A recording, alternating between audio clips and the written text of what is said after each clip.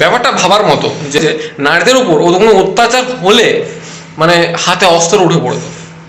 নারীদের উপর কোনো রকম যদি কোনো একটা অত্যাচার হয় বা কোনো কটু কথা বলা হতো, তাহলে তার উপরে ঝাঁপিয়ে পড়া হতো, মানে হাতে অস্ত্র তুলে নেওয়া হতো তার ন্যায় বিচারের জন্য।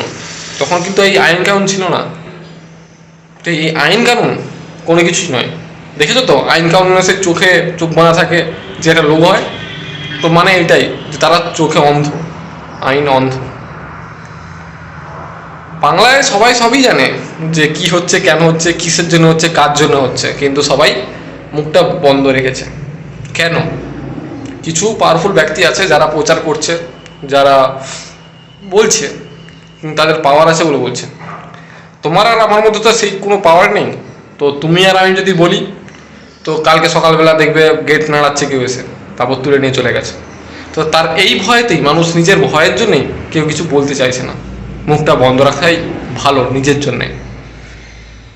বেশি কথা বলার দরকার নেই, সবাই সব জানো যে কিসের জন্য, কেন, কিভাবে হচ্ছে। মানুষের মধ্যে আর মনুষ্যত্ব নেই এখন আর।